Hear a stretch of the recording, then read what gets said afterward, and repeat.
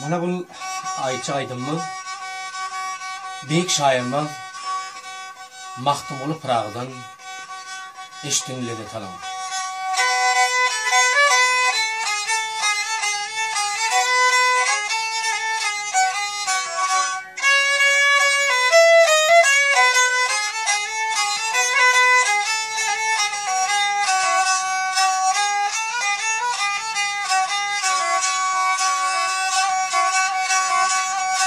Merdovla bir mertten bolar gel gel gel, namerd asla merd olmaz.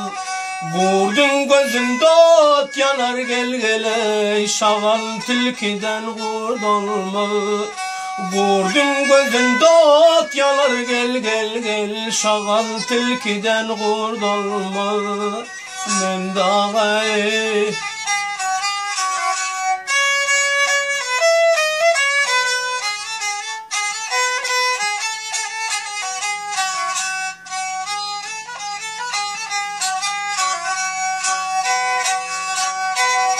söyle ha bilenin dilden, bülbüllayra düşte gülden. Söyle adam doğlan ilden gel gel, gayre mihreban yurd olmaz. Söyle adam doğlan ilden gel gel, gayre mihreban yurd olmaz. Men dağay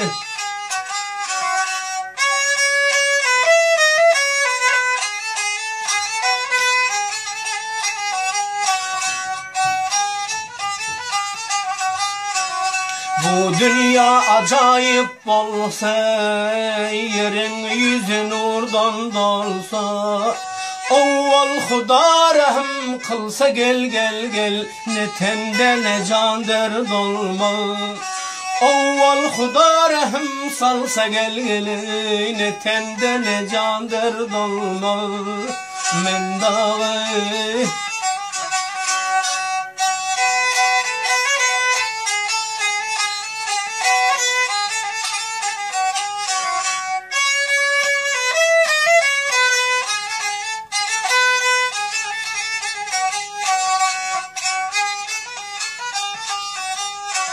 Mahtum guli akıl hoşum, gözden akar gali yaşım.